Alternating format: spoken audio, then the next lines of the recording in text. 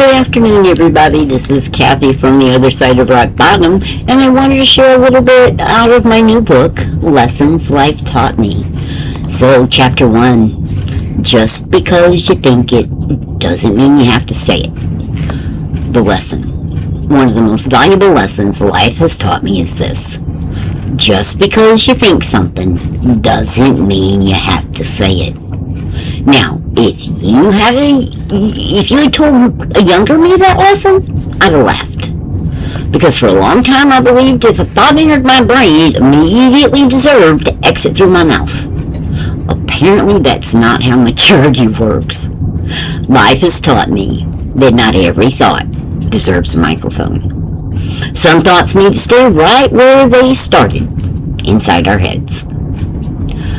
I used to be somebody who reacted quickly. If something upset me, I said it. If I disagreed with something, I said it. If I thought someone was wrong, well, they were definitely going to hear about it. In my mind, I thought I was being honest. But life eventually showed me the difference between honesty and impulsiveness. Sometimes what we call being honest is really just reacting emotionally. And emotional reactions can cause damage we never intended. I learned that some thoughts come from places like anger, hurt, pride, insecurity, and fear. And when we speak from those places too quickly, we can say things we later wish we could take back. Words are powerful. Once they're out there, you can't pull them back in. You can apologize. You can explain. You can try to repair the damage, but sometimes the impact of those words stick around longer than we expect. Life eventually taught me that pausing is powerful. A few seconds of silence can prevent hours, days, or even years of regret. For a long time I believed things like, if I feel it, I should say it. If something's bothering me, people should know. If something's wrong, I should correct them. I thought speaking immediately meant I was being strong, confident, and honest. But the truth was, a lot of the time I was just reacting. And reacting is not the same thing as responding.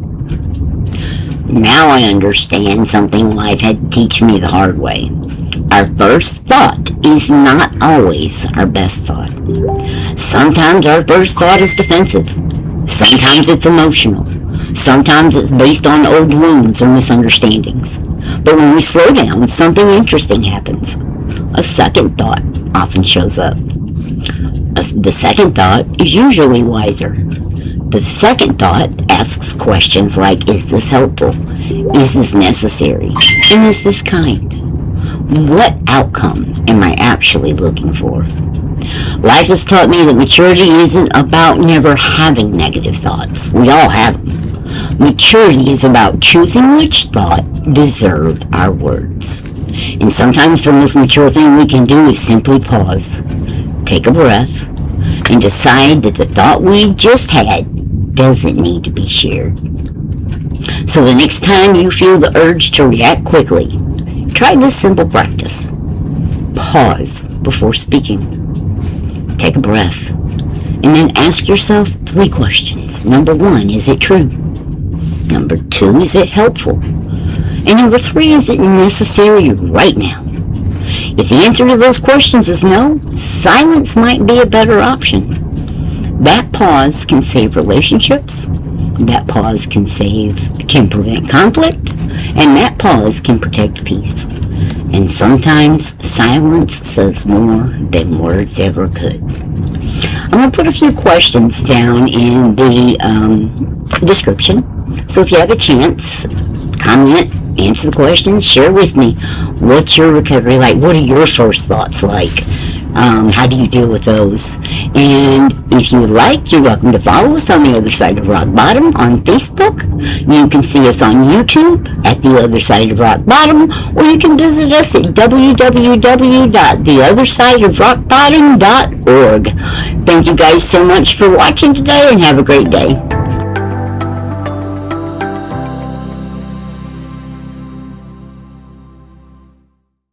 Are you terrified to face tomorrow? Some mornings feel impossible. But even in the darkest moments, hope is closer than you think. You're not alone. There's hope. Written by Kathy Simmons, a certified recovery coach. Welcome to Recovery is your powerful guide to reclaiming your life. With real stories, practical tools, and compassionate insight, this book lights the way, one page at a time. Whether you're beginning, recommitting, or supporting someone through recovery, find hope, clarity, and strength within these pages. Step into your new chapter. Welcome to Recovery. Take the first step. Get your copy of Welcome to Recovery today and begin your journey to hope.